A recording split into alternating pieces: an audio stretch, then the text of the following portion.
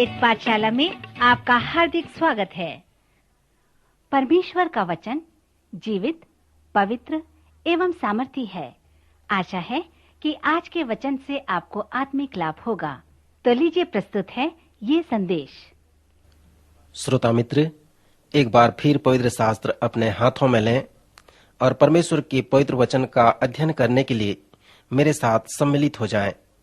इस अध्ययन में हम पवित्र शास्त्र के संपूर्ण पुस्तकों का सर्वेक्षण विस्तार पूर्वक कर रहे हैं और हमारे सर्वेक्षण ने हमें ऐतिहासिक पुस्तक अर्थात पहला व दूसरा शमूएल तक ले आया है और दूसरे शमूएल से दाऊद के पाप को हम देख रहे हैं, जो हमारे लिए एक चेतावनी है। श्रोता, दाऊद के पाप से संबंधित मैं चाहता हूं कि हम एक और चरण में आएं और उस पर विचार करें। आप सोचते होंगे कि मैं दाऊद के पाप के विषय में बहुत कुछ प्रकाश डाल रहा हूं। मैं इसलिए ऐसा कर रहा हूं क्योंकि पवित्र शास्त्र में दाऊद के पाप के विषय बहुत बताया गया है। हमें यह पता लगना चाहिए कि क्यों परमेश्वर ने दाऊद के पाप के विषय में दूसरे शमूएल में इतना स्थान दिया है, और हमें यह भी सीखना है जिसे परमेश्वर दाऊद के जीवन से हमें सिखाना चाहता है।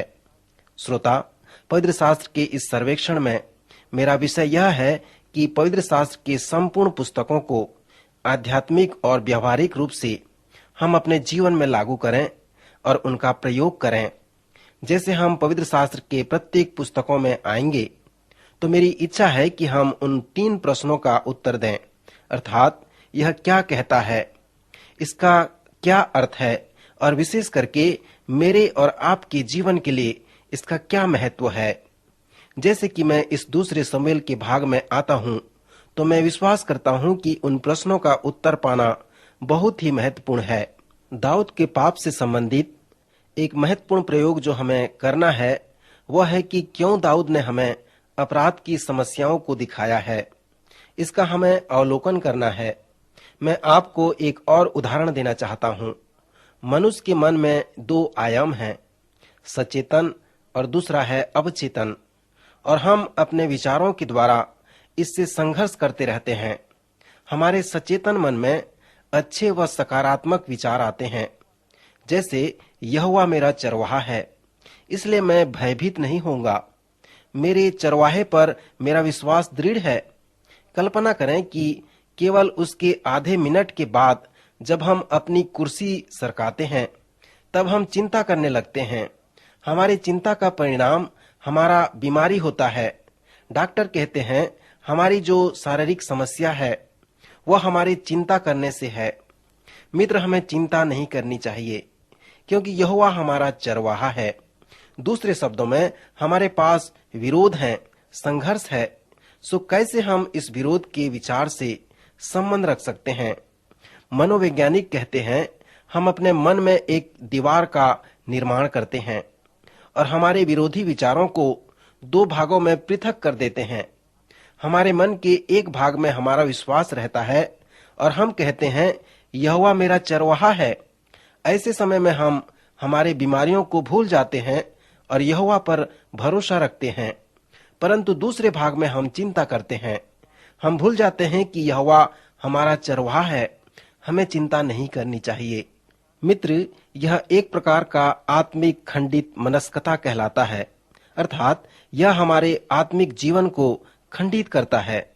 हमारे मन में यह कोई गंभीर समस्या नहीं है, परंतु यह विचार हमारे सचेतन मन से निकलकर अवचेतन मन में प्रवेश कर जाता है और वहां पर हमेशा के लिए बना रहता है। हरेक के पास एक अच्छा स्मरण शक्ति होता है। यदि आपको पूछा जाए कि आप कब 8 वर्ष के थे, तो आप उसका उत्तर दे सकते हैं। आपका अवचेतन मन उस अद्भुत कंप्यूटर की तरह है जो एक बैंक की तरह आपके स्मरण को संचय कर रखता है।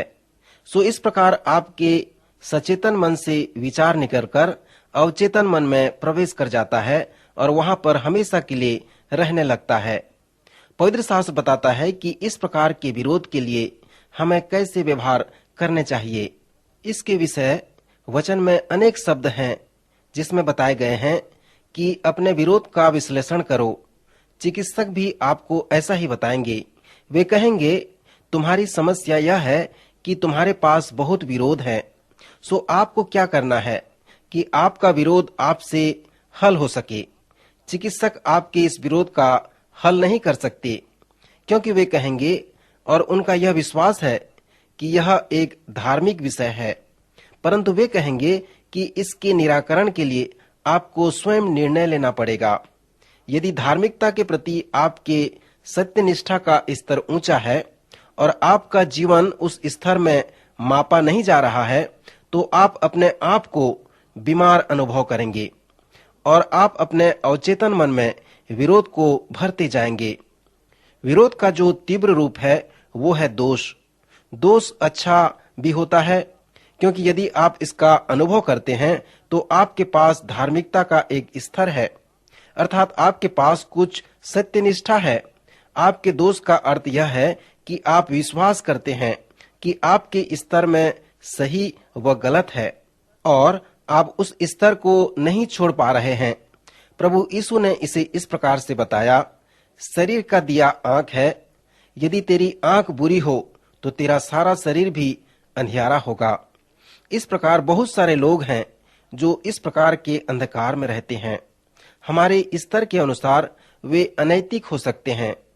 पवित्र शास्त्र हमारे दोष को दूर करने के लिए इस प्रकार से कहता है कि जबकि शरीर का दिया आंख है और यदि आपका बाहरी दृष्टिकोण अच्छा है तो आपके संपूर्ण शरीर में उजियाला होगा।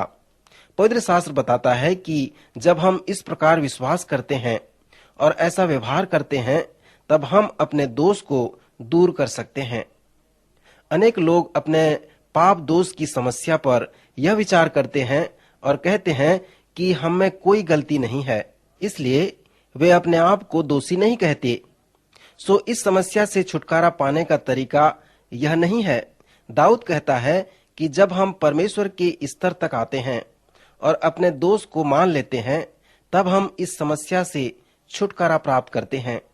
जब हम अपने पापों को मान लेते हैं, उससे पश्चाताप करते हैं, तब परमेश्वर हमारे प्राण को नाश होने से बचा लेता है और हमारा उद्धार करता है।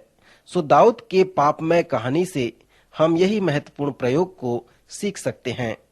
फिर दाऊद के पापमय कहानी से अगला जो महत्वपूर्ण प्रयोग है जिसे हम देखते हैं, वह यह है कि किसी ने कहा है, जल्दी या देर में भी हर एक व्यक्ति को दावत में बैठना पड़ता है। दूसरा शमूएल के 11 से 18 अध्याय में हम दाऊद को दावत के भोज में बैठते हुए देखते हैं और इस प्रकार दाऊद की कहानी बताती है जो पवित्र शास्त्र के अनेक स्थानों में बताया गया है। दाऊद के पाप की कहानी पाप के 3 सच्चाइयों को और उद्धार के 3 सच्चाइयों को स्पष्ट करती है। पाप का जो पहला सच्चाई है वो है कि पाप के लिए दंड है। पवित्र शास्त्र में पाप का दंड एक मूल सच्चाई है। पाप हमेशा दंड की ओर अगुवाई करता है, अर्थात वर्तमान का दंड और भविष्य का दंड। इसलिए परमेश्वर ने स्वर्ग से प्रभु यीशु मसीह को इस संसार में भेजा और एक ही तरीका है जिससे कि हम अपने पाप के दंड से बच सकते हैं, और वह है क्रूस पर प्रभु यीशु मसीह की मृत्यु और उसके ऊपर विश्वास। मित्र, हम इस संसार में दंड आज्ञा के साथ आए हैं और उस दंड आज्ञा से छुटकारा पाने का एक ही रास्ता है कि हम प्रभु यीशु मसीह पर विश्वास रखें। यदि कोई विश्वास करेगा तो वह दंडित नहीं होगा, परंतु यदि कोई विश्वास नहीं करेगा तो वह दंड का भागी हो चुका, क्योंकि उसने प्रभु यीशु मसीह पर विश्वास नहीं किया। हम लोग भविष्य के दंड से बच गए हैं जो नरक है। जब प्रभु यीशु मसीह नरक के विषय बातें कर रहे थे, उन्होंने ग्रीक भाषा में जहन्नुम शब्द का प्रयोग किया। यरूशलेम के बाहर ये जहन्नुम एक ऐसा कूड़ा एकत्र करने का स्थान है जहां पर केंचुआ कभी नहीं मरता और आग भी कभी नहीं बुझती। आप उसके गंध को कई मील तक जान सकते हैं।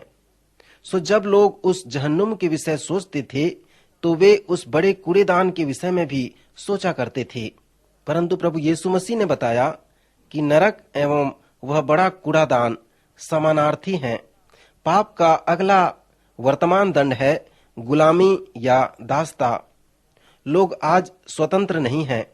पाप की गुलामी के विषय में प्रभु यीशु मसीह के पास अनेक बातें हैं। लोग आज जो करना चाहते हैं वे नहीं करते। लोग आज अपने मजबूरी और आदत के नियंत्रण में हैं, अर्थात लोग स्वतंत्र नहीं हैं। सो उद्धार के द्वारा लोग अपने गुलामी से स्वतंत्र हो जाते हैं। इसलिए वर्तमान और भविष्य के लिए पाप का दंड है। पाप की दूसरी सच्चाई है पाप की शक्ति। दाऊद के जैसे मनुष्य को पाप की शक्ति ने उसे पाप में गिरा दिया। सो इससे यह पता चलता है कि पाप के पास बड़ी शक्ति है। मैं विश्वास करता हूँ कि दाऊद की संपूर्ण कहानी पौलुस के कहे गए एक वचन अर्थात पहला कुरिन्थी 10वें अध्याय 12वें पद पर आधारित है, जिसमें ऐसा लिखा है, इसलिए जो समझता है कि मैं स्थिर हूँ वह चौकस रहे कि कहीं गिर न पड़े। फिर अगले पद में कहता है, परीक्षा में पड़ना साधारण बात है। दाऊद के जैसा व्यक्ति तो पाप की शक्ति में फंसकर गिर पड़ा। सो आप और मैं कौन हैं जो पाप के द्वारा नहीं फंस सकते। पाप के पास एक बड़ी शक्ति है, एक बड़ी सामर्थ है। कभी भी पाप के सामर्थ को कम न समझें। पाप की तीसरी सच्चाई है कि पाप के पास मूल्य है। यद्यपि मुद्रा की दर बढ़ रही है, फिर भी पाप का मूल्य बहुत ऊंचा है। रोमियो के 6वें अध्याय 23वें पद में पौलुस कहता है कि पाप की मजदूरी मृत्यु है। हाँ मित्र, पाप धीरे धीरे करके एक मूल्य को लाता है और एक दिन वह हमारे जीवन को मृत्यु तक ले आता है और हमें नाश कर डालता है। सो मित्र, घड़ी बता रहा है कि अब समय समाप्त होने वाला है।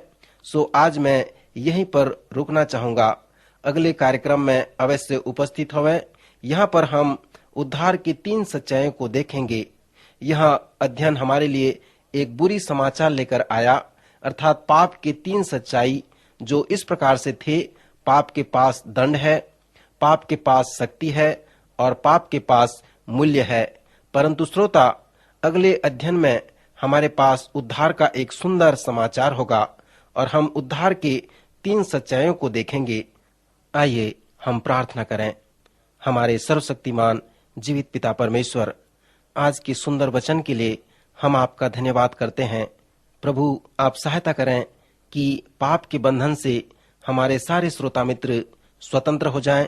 वे आप पर विश्वास करें और पाप से मुक्ति पाएं। यदि कोई बीमार है प्रभु, आप उन्हें छुएं, उन्हें चंगाई प्रदान करें।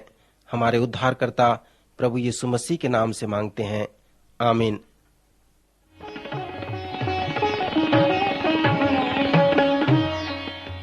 अभी आप सुन रहे थे कार्यक्रम वेद पाठशाला। श्रोता, हमें विश्वास है कि इस कार्यक्रम के द्वारा आपको आशीष मिली है।